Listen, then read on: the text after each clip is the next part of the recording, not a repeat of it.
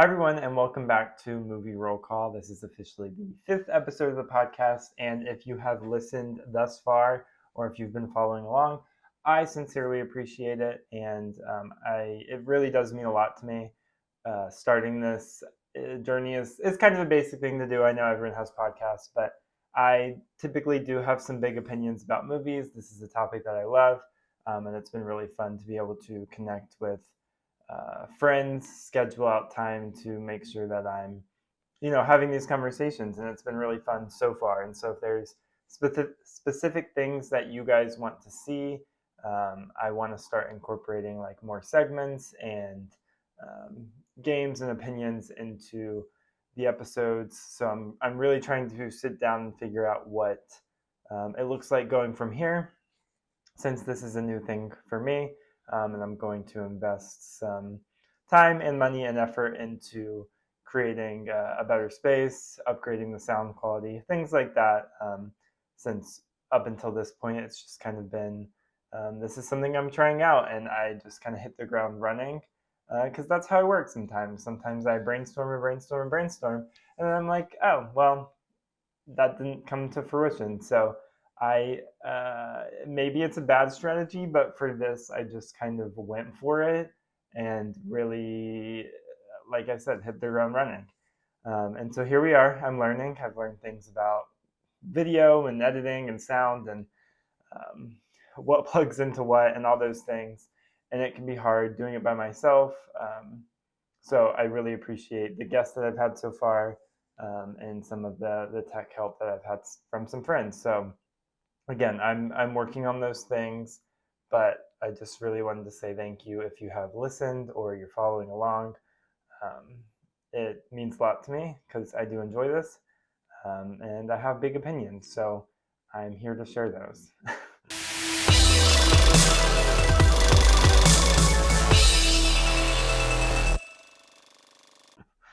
Um, but yeah, I just want to start with some highs and lows for the week. I realized that, while some listeners may be people that I actually know, other people may not know me as well. I have been posting on TikTok for a couple of years now, so you can kind of deep dive my opinions. And for a long time, I was posting. I didn't have a niche. I didn't have a lane. I was just posting life content, um, something I found funny, film reviews. So it's kind of all over the place, and I'm really trying to make a singular lane for what I'm going to be posting about, and that just happens to line up with the podcast and be movies. So if you don't already follow me on TikTok, you can find me at Cynicals on the platform there. But yeah, I wanted to just jump into some highs and lows for my week. But now that I'm thinking about it, I don't really know that I have a low. Yeah, I don't really. Highs. I just recently moved into the space that you see every week. So I'm getting that situated. If you saw my background on the last podcast episode, there's nothing really on the wall behind me, which is where I want to be having the podcast, in my desk area. And behind is very decorated and looks good. So I have been using this, but eventually I want to flip it the other way, and we're going to be filming that way. But that comes with getting the space upgraded. But since I just moved, I'm spending money where I probably shouldn't be on decorating my house, because I'm crazy and I like to make my house feel like a home instantly. Um, so that is part of the struggle right now. But I did just get a new living room rug, and I love it. I'm obsessed. Um, so yeah, that's probably, outside of movies, the second thing that you should know about me is that I love decor. I really wanted to be an architect for a long time. And then I discovered that I really like interior design because I don't like the math and engineering that comes with architecture. um, and I stopped studying that in school. I switched to communications. And I sometimes regret that decision, but I can't tell if that's, um, would I actually end up hating interior design if it was like a full-time job. So right now it just kind of gets to be my fun side hobby that keeps me going. I get to do it around the house. I flip furniture sometimes. So I like to be creative in that way. And I would say this is kind of my second creative venture. But yeah, that's a big passion point for me is interior design. So um, yeah, that would be my high. I really don't think I have a low. Like life's pretty good. Um, I enjoy my job. I have good friends. I live in Tennessee. If you don't know that, I live just outside of the Nashville area. I have been here for almost 4 years post college, um, and I enjoy it for the most part. So yeah, that's just a little bit about my week. Um, I didn't fully know what I was going to be talking about today on the podcast. I didn't have a guest lined up. So I'm going to take some time today to really just talk about where we're at in the MCU and DCU. Yeah, MCU and DCU in terms of news from the week. There's a lot going on. Peacemaker came out. We're on the heels of a few big blockbusters for the summer. Marvel news has been dropping about Doomsday, Spider-Man, cast rumors. So there's a bunch of stuff going on, and I figured I'd just take some time to give my feedback on it and what all is happening in the world. Oh, I almost forgot about it, but before I do that, I have been out of the comic book game for a little bit. Obviously, that's where the passion for the MCU, the DCU, superheroes in general comes from.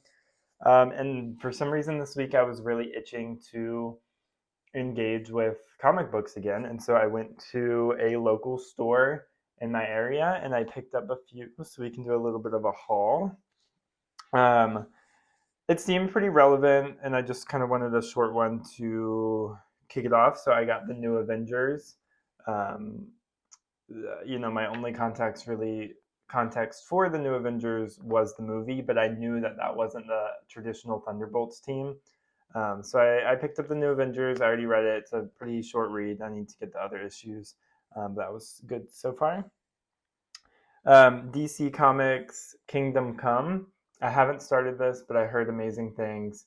I asked a guy in the store for recommendations for someone who hasn't read comic books in a while and like where would be a good place to start. And he suggested this booklet that basically puts a whole issue into one book, which is a huge benefit rather than having the single issue kind of quick reads.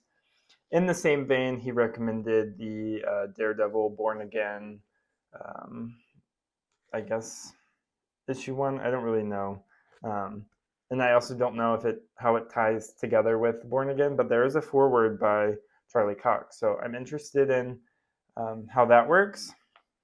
And then I also got Absolute Batman issue one or volume one. I need to learn how that works in terms of the numbering. Um, I think this is an Elseworld story, so I'm not like crazy about that, and that kind of ties into the rest of the podcast episode. Is kind of me being fed up with the multiverse um, and wanting to get back into comics. I didn't really want to read an Elseworld story, but a guy recommended it, so it was really good. I have started it. Again, not loving it. I kind of just wanted. I was in a really big Batman mood this week. Also, a plug: Batman Returns is going to be at AMC theaters. I think Batman, the original, is in theaters this weekend, but Batman Returns is on Monday. So I'm going to see that because that's one of my favorite of the original Batman movies. But yes, I'm not crazy about the Elseworld stuff, so I don't know how I'll end up loving this, but I got it. I'm trying it out. So those are the few books that I got. I've been engaging with Batman content. I wanted to watch the Batman. I haven't watched it yet, but I want to watch that soon. Again, I think I've only seen it once. Um, I watched The Penguin. I couldn't get into it last year. Just was kind of a slow start. So I picked that back up this week. I finally got a little bit hooked on it. I have some hot takes about that too, which maybe I'll tie into my chats about the state of the current DCU. But I don't know why I was in like a Batman mood, which is kind of weird for me because outside of the original, like I recognize. We'll just get into it now. Um, here's my Batman opinion that you guys should know if you're going to be following my opinions on movies. I enjoy the Dark Knight trilogy, right? They're well-made movies, films even, you would say films, because it's Christopher Nolan.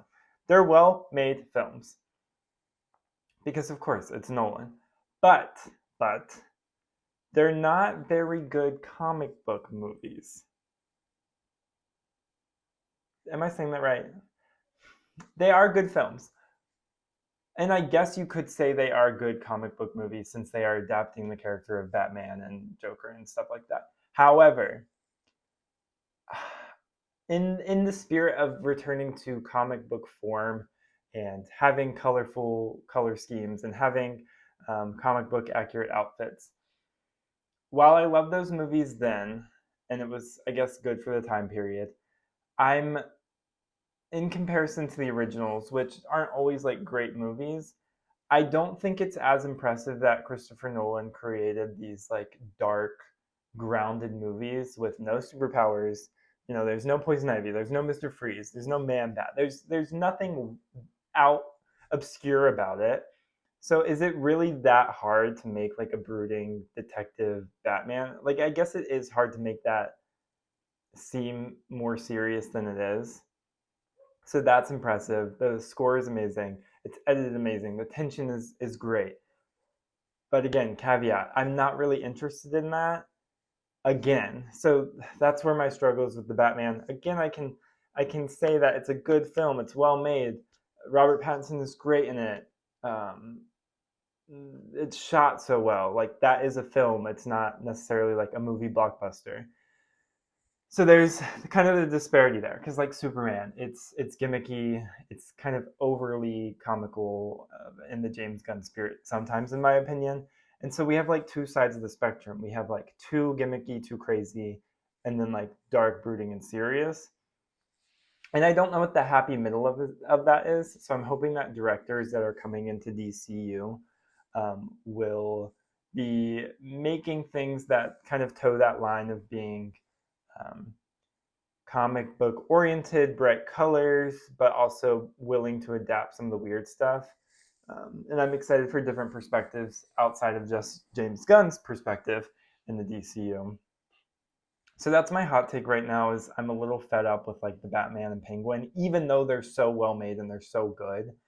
It's just I'm not that interested in a grounded Batman storyline because I want to see the weird villains that he fights.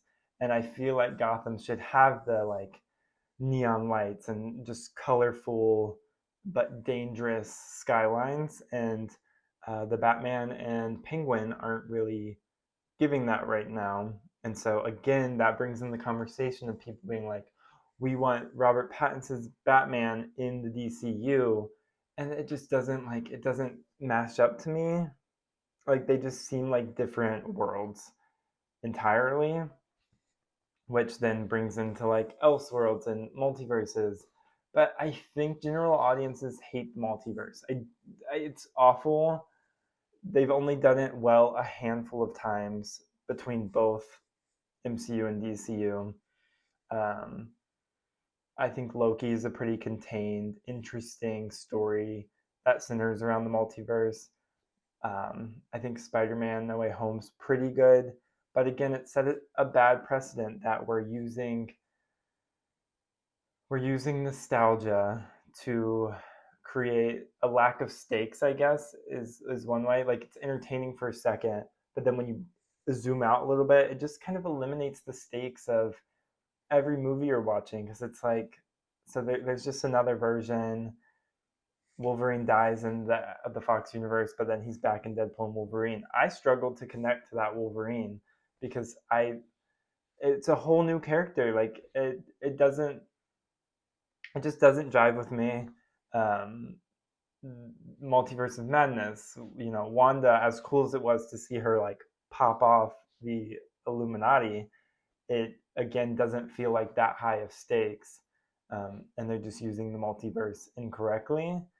So I think that the rumors that Kevin Feige wants to reset after Secret Wars is good, but it's just so messy right now. I'm really scared because Doomsday is fully focused probably on multiversal stuff. I think it's going to have a lot of opinions. Scared about that. But before we get into all that, back to the DCU, which is also in its own state of mess. Peacemaker season 2 dropped this week. So episode 1 is currently out. And right off the bat, we get the previously on, and they're retconning the end of Peacemaker season 1. So instead of Aquaman and the DCEU lineup, James Gunn has swapped it. We see Hawkgirl, we see Green Lantern, we see Supergirl, Cyborg in their silhouettes, suggesting that, okay, now this is in the DCU. So a little bit confusing there. I'm not necessarily mad at that. No, rewind. I'm not mad at that at all. That's fine. I get that they're in a state of transition. That's just how it goes.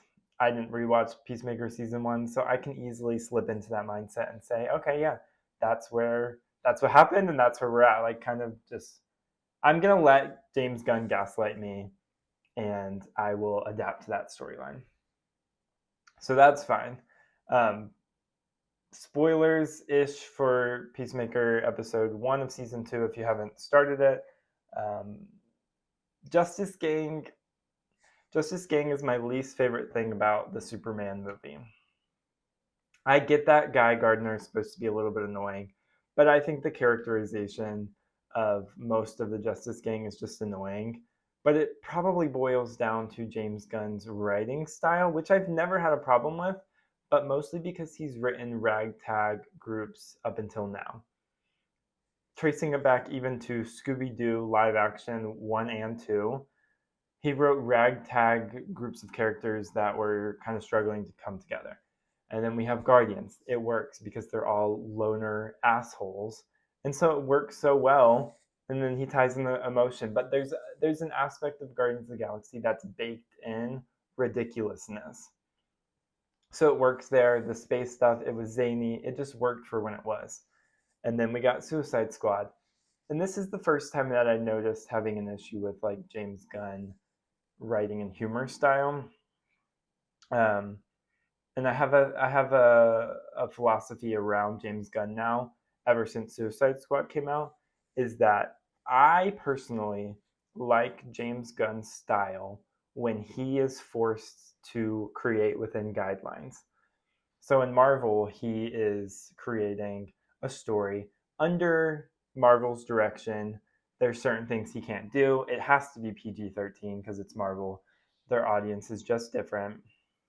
And we're getting into other stuff now, like Daredevil, which can be a little bit rated mature and R and stuff.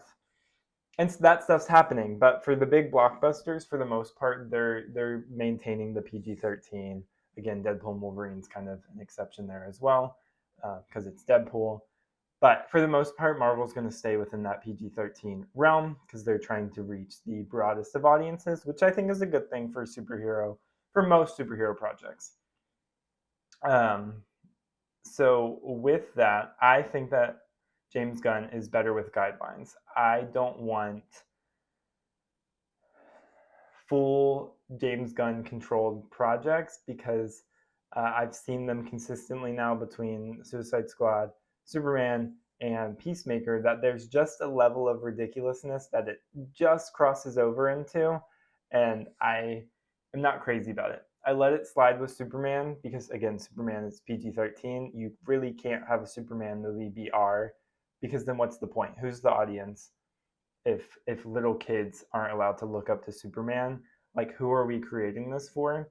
You can definitely cater to your older audiences who have grown up with this stuff and are still so invested into this. That's fine. But you can make a good PG-13 movie. And he did for the most part. To appeal to the broadest of audiences, and like it would just be weird if a Superman movie was rated R unless it's some different context with other heroes. But for starters, kicking off your universe, yeah, Superman needs to be palatable for broad audiences of all ages. But again, I think James Gunn's unhinged humor style can bleed into a little bit of juvenile, like it's definitely juvenile at times, and it can just be a little stupid, and like sometimes I'm laughing and sometimes I'm just not. So for instance, Peacemaker spoilers, for season 2, episode 1, when Peacemaker goes to like audition for the Justice Gang, they just get on my nerves. Like, I get that the point is that they're mocking him, but there's all these forced jokes in there, the way the dialogue's written.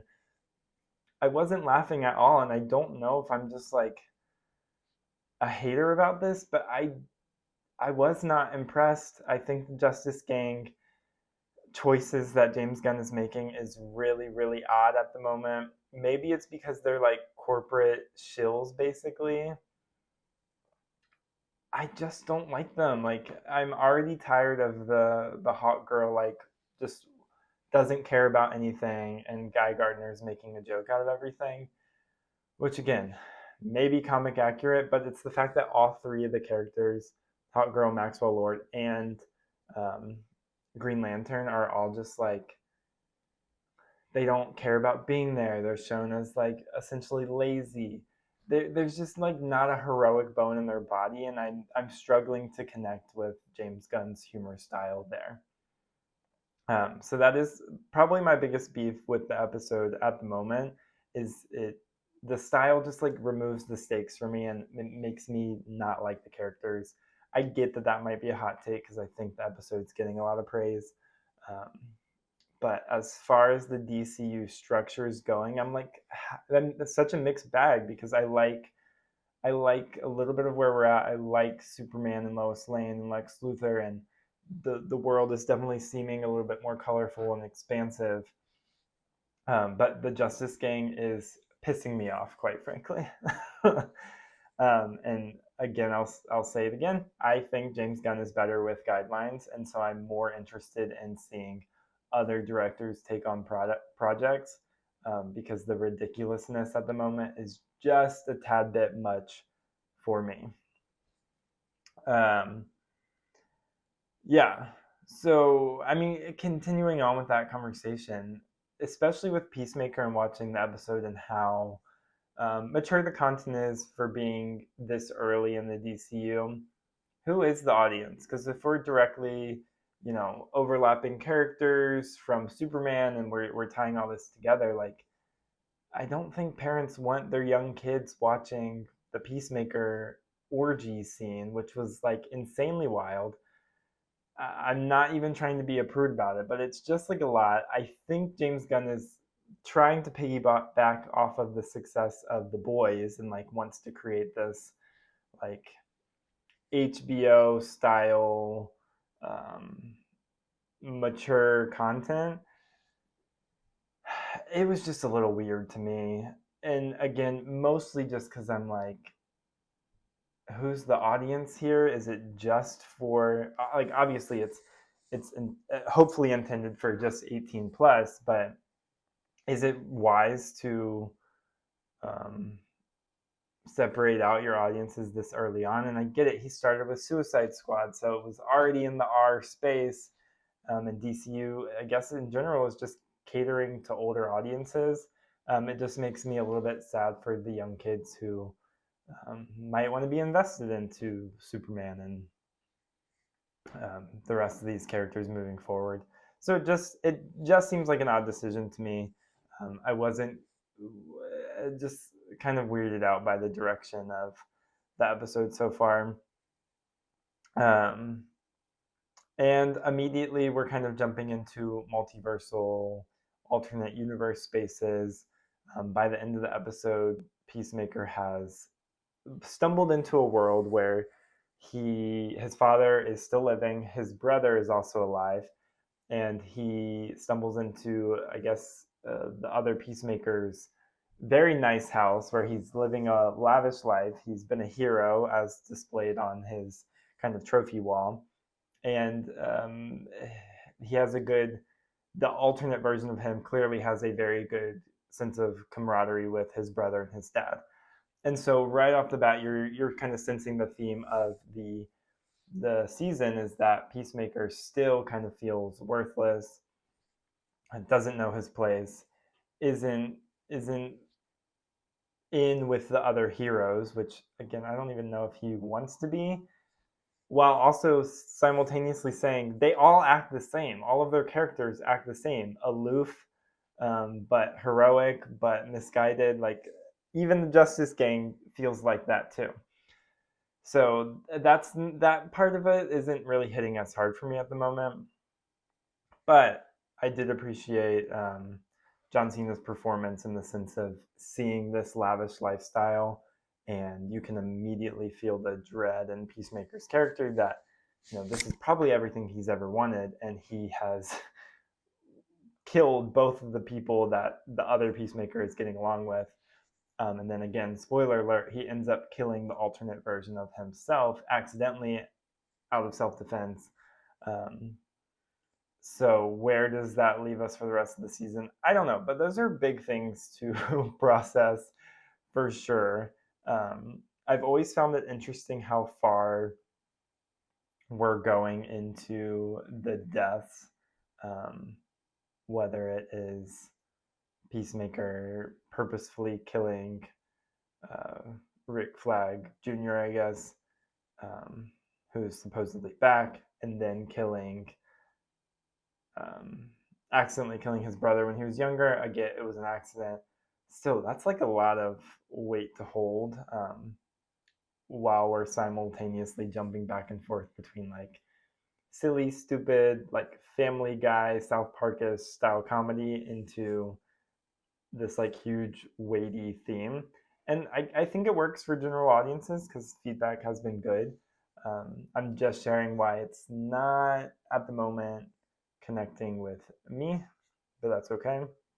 I'm interested to see where the rest of this alternate universe stuff goes. But I will reiterate and put my stamp down again and say that I'm just tired of alternate universes and I hate seeing duplicates of characters. Um, but it seems like that's going to be the case for the next little bit in terms of the DCU and the MCU. In terms of the MCU this week, though, we've been getting a lot of news, official confirmations, rumors, everything across the board. We're getting a lot of hearsay and official confirmations. So let's jump into it. Starting off with Tremel Tillman from Severance has officially joined the cast of Spider Man Brand New Day. This can only be a positive thing. Hopefully, he has a sizable role because he is one of the best things about Severance. He had a very brief role in Mission Impossible: The Final Reckoning, and stole the show for a lot of people. So I'm very excited about this cast announcement. Interested to see if he's in a big or small role. Hopefully, they do him justice. I don't think I've seen official confirmation, but I've seen a lot of rumoring that Yelena Belova, Florence Pugh, will be in Spider Man Brand New Day. Again, not sure how this fits in, and interesting confirmation, especially since she is in Doomsday, but we shall see if they confirm that officially. I did see someone else saying that there would be an interesting theme if you have Spider Man, Punisher, Hulk, and Yelena. There's a very big emphasis on loneliness. Those are all characters who have been ostracized in one way or another. It could definitely be an interesting theme there. But I know a lot of other people have a lot of concerns about the ever growing cast of Spider Man and the fact that he's not by himself. But I think it is a good move for where we're at in the universe, and I think it's okay if he has big supporting cast members. It makes the world feel more colorful to me. I personally like that a lot. So interested to see where they take that. Other big news things from Marvel this week relating to Doomsday is that apparently there was a actor on actor feud happening on the set. Again, don't know the validity of these claims. However, there are probably some big personalities on the set. Interesting to see how it goes. Either way, having these news stories floating around are not necessarily good PR for the film, especially on the heels of.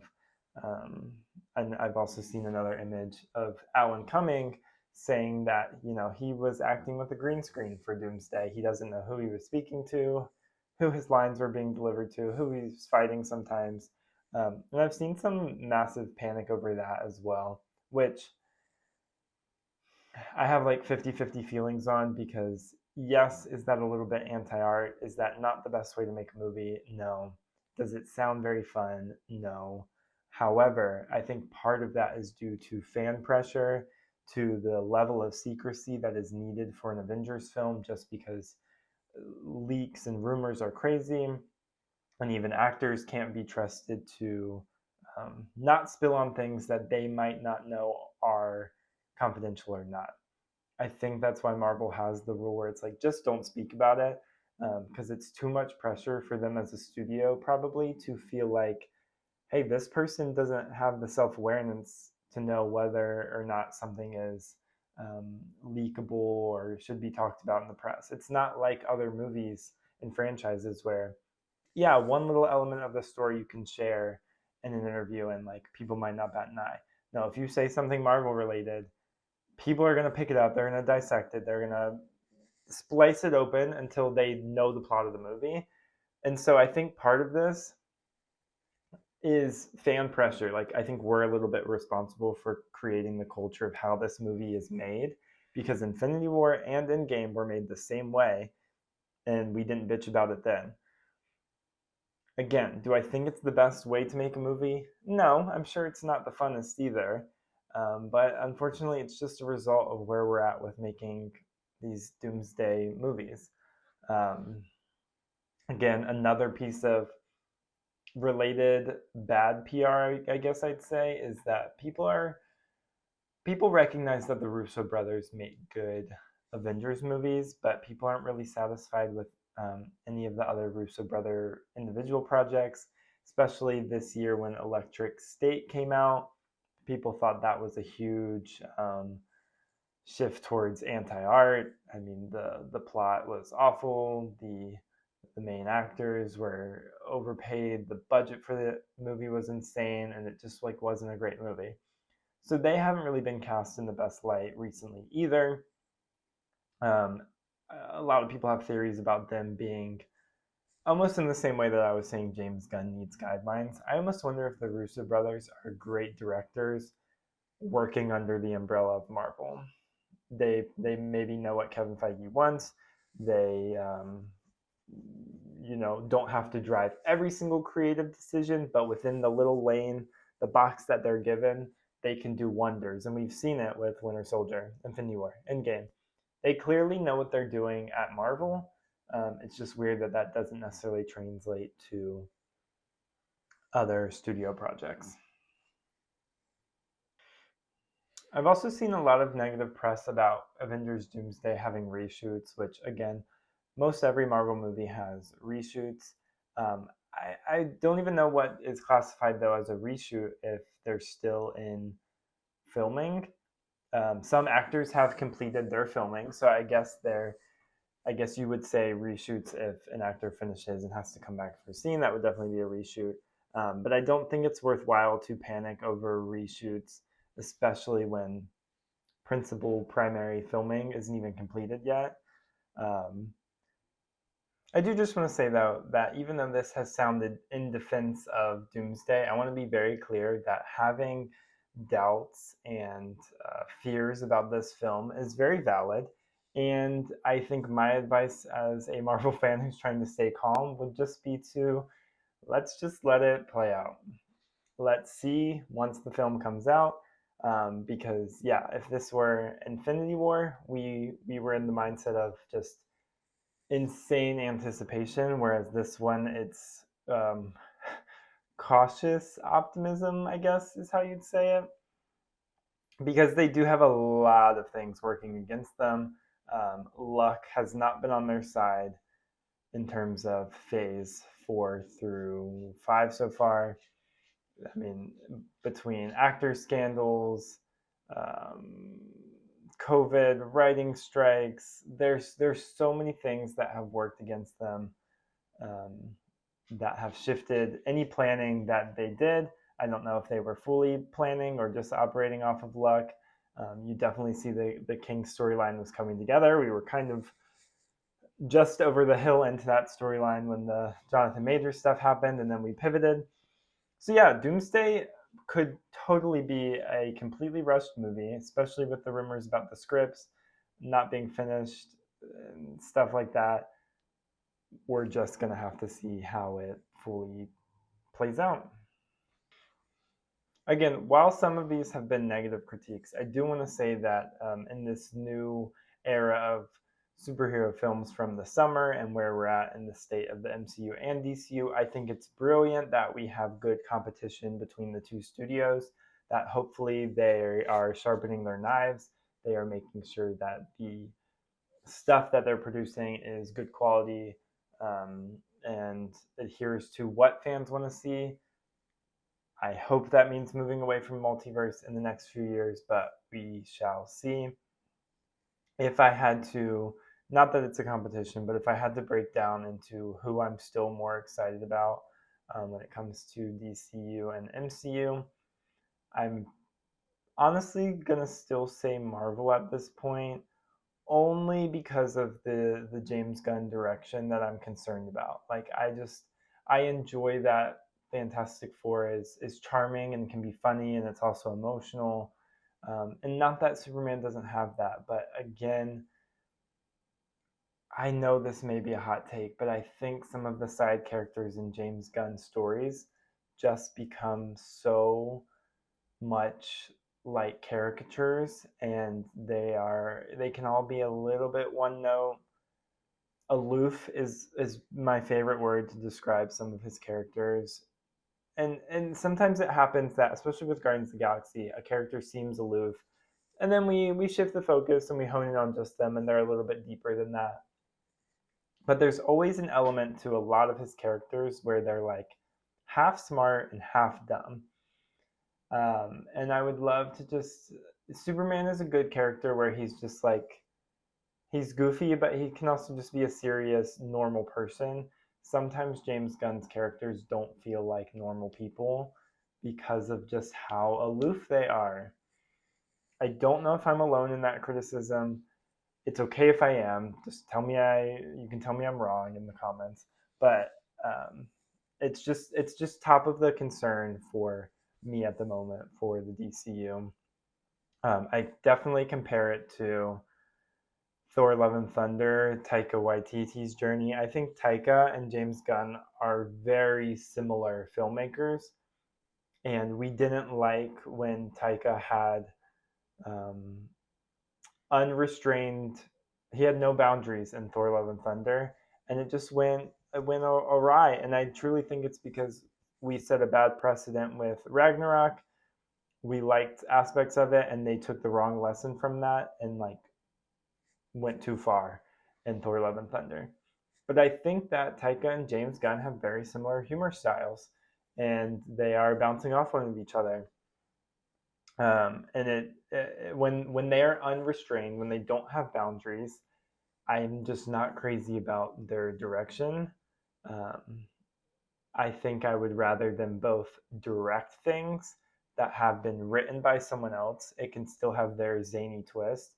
Um, but again, I'm not always partial to their humor style. I think it can get a little bit juvenile, which is fun sometimes, but not when it's fully baked into these characters that we're watching.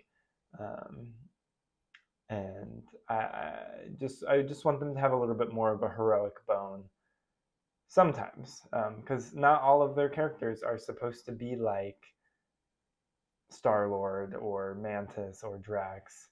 Um, so that is definitely my critique there, and it's the same critique that people have about Thor consistently. Is that sometimes he's smart, sometimes he's kind of a dimwit, sometimes his characterization keeps changing, and that definitely comes with the director and writing style that has been imposed upon him across these different movies.